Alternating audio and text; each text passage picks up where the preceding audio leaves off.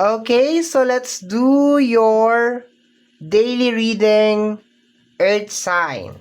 Taurus, Virgo, and Capricorn, mabilisan na intro lamang po tayo. Hello my dear! Welcome back sa ating YouTube channel. My name is RJ, your tarot card reader. At ang gagawin po natin ngayon is yung ating daily reading para po ito sa araw ng July 3, 2026. Titingnan po natin kung ano mga eksena, kaganapan at kung ano-ano pa na maaari mong makasalubong sa araw na ito. Pero before po tayo mag-proceed sa ating reading, hayaan nyo po na kunin ko muna itong pagkakataon na ito na magpasalamat. Ano daw, ulitin mo yon? Ulitin mo yon. Ulitin mo yon. Okay, ulitin ko ha. Hayaan nyo po muna na kunin ko itong pagkakataon na ito na magpasalamat. Para kasi nagmamadali ako doon sa part na yon, okay? Maraming salamat po sa ating mga abangers, sa mga walang sawang naghihintay at nag-aabang ng kanilang mga readings. Thank you very much. Gusto ko rin pong kunin itong pagkakataon na ito na pasalamatan yung ating mga bagong subscribers. Hello my dear! Welcome po sa ating channel. I hope na mag-enjoy po kayo dito. At sana or nawa yung mga readings na ginagawa ko ay nakakatulong po sa inyo o nakakatulong po sa ating lahat. Sa mga interested po sa ating private reading, nasa description box down below ang mga details, information na kinakailangan mo para po makontak ang inyong lingkod. Okay, let's go na tayo, Earth sign. 8 cards in total. 8 cards in total. Meron tayong base card at saka clarification card. So, ibig sabihin, pares-pares yung reading natin for today. Let me see. First card, my dear, is the Hierophant. Next card is the King of Swords. Okay. Clarity ang nakukuha ko dito, my dear. Kaliwanagan. Okay? Sa mga bagay na posibleng gumugulo sa isipan mo. Okay? You are being blessed sa araw na to, my dear, na magkaroon ng, let us say, liwanag sa mga bagay-bagay na posibleng nagiging blockage.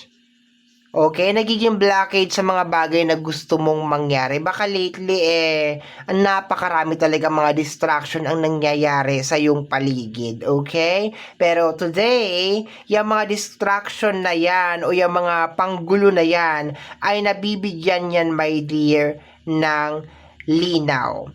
Isa sa nakukuha ko rin dito, my dear, possible na alam mo na dapat hindi to nangyayari. Pero for some of you, is hinayaan lang ninyo siyang mangyari at ngayong araw na to, ngayon mo naiintindihan kung bakit nangyayari yon. For some of you, my dear, possible na matagal mo nang inaalam kung bakit nangyayari ito, hinahayaan mo lang. And today is the day na masasagot yung tanong mo. Okay? Parang meron ka lang ditong tinotolerate. Okay? Parang meron kang tinotolerate, my dear. And habang tinotolerate mo siya, parang napapatanong ka sa isip mo, bakit nangyayari ito? Bakit ako? Parang ganon. Bakit sa dinami-dami ng tao, bakit ako? Pwede naman yung kapitbahay ko. Yung ganon, no? Tinotolerate mo yung isang bagay na posibleng gumugulo, my dear, sa isipan mo. Or possible na nagkokos ng blockage din, my dear, sa buhay mo. Ang kagandahan dito, my dear, is na nakasurvive ka. Okay? Kasi to the point na meron kang ganitong card, you did survive, okay? Kahit na merong mga, alam mo yung typical, my dear, na sinusubukan mong mag-review.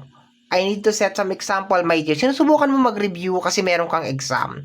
And habang nagre-review ka, my dear, ang ingay, ang dami nangyayari. May nagbibideo okay, mayroong kumakalabog. And ilang beses mo nang sinaway na parang, oy, nagre-review ako. Meron akong gagawin, ganito, ganyan, meron akong exam, pero ayaw pa rin talaga. Okay? So, Now is the day na malalaman mo, my dear, kung bakit nagkakalabugan habang ikaw ay nagre-review. Okay? Akala mo it is just a simple na video, okay? It is just a simple na kalabog, okay? Tingnan natin, next card. The Seven of Wands. Napangiti ako, my dear. It is a form of distraction. Ngayon mo makikita, my dear, na lahat ng nangyari lately is hindi siya aksidente. Sinasadya siya.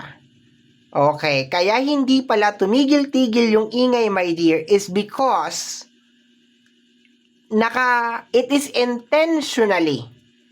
Ibig sabihin, alam mo yun, mag-iingay, ganon. Nagre-review siya, kaya mag-ingay tayo. Parang ganon, okay? May gustong mangyari si Earth Sign, kaya magpasaway tayo. 'Di ba? Nananahimik si Earth Sign, ganito. Nagpo-focus si Earth Sign. May gustong mangyari si Earth Sign, kaya mag-ingay tayo.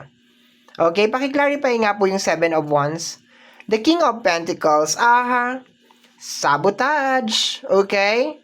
Kung makikita mo dito, my dear, sabi ko nga, napaglabanan mo talaga siya, my dear. Yung mga distraction at mga ingay lately, napaglabanan mo talaga siya, my dear.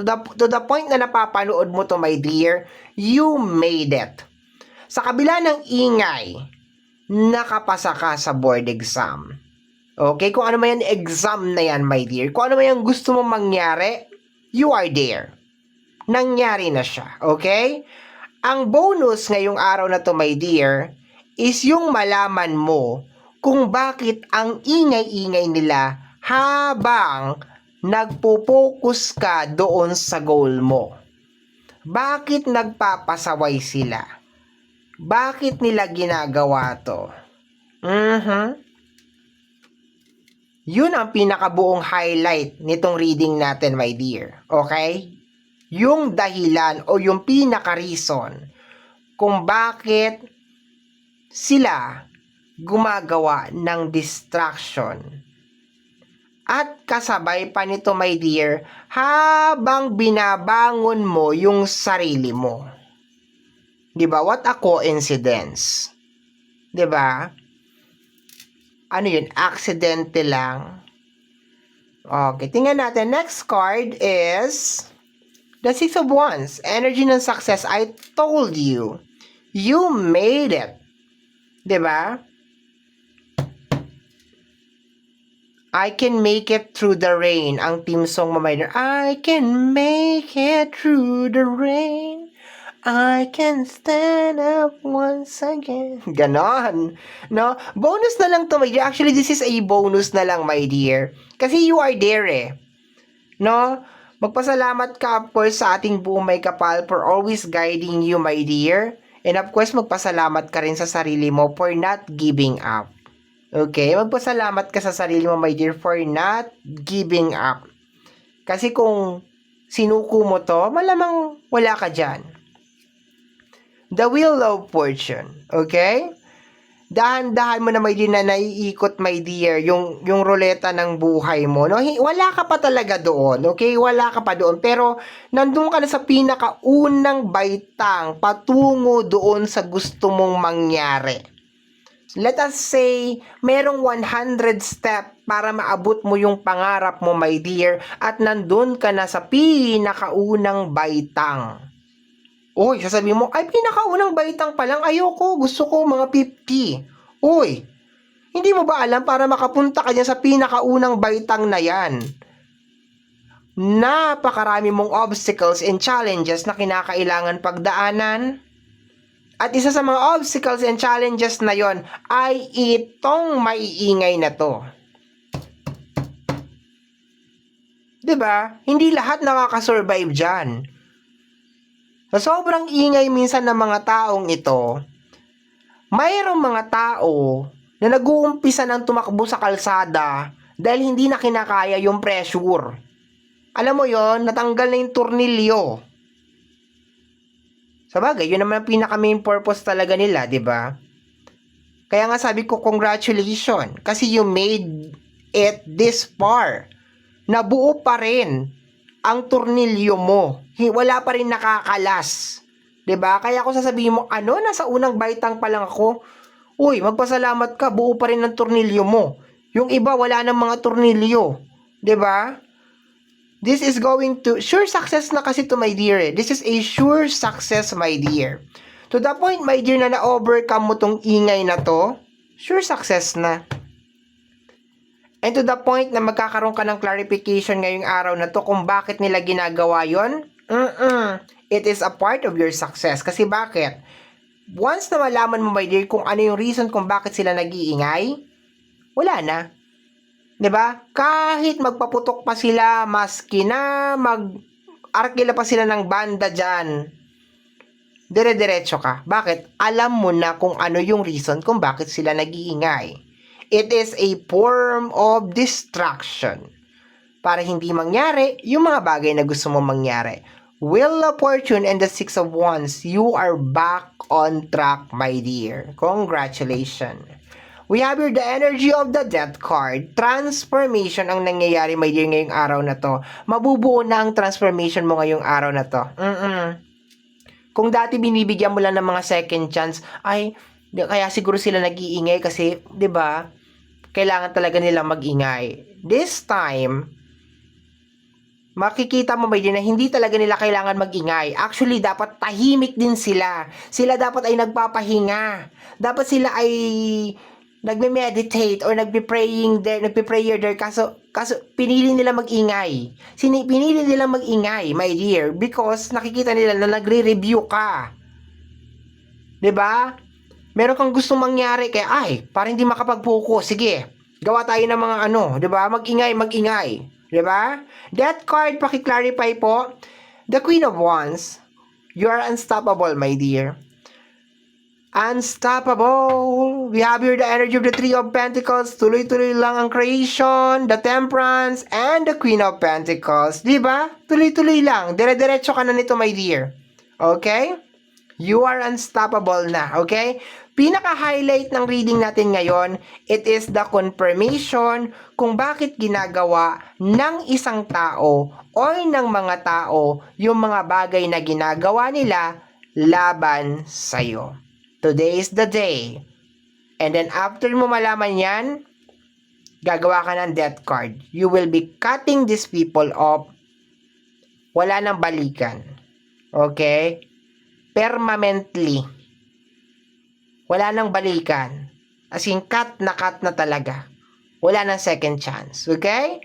So, my dear Earth sign, Taurus, Virgo, and Capricorn, ito po ang nasagap natin na message, energy para sa araw na ito, July 3, 2026.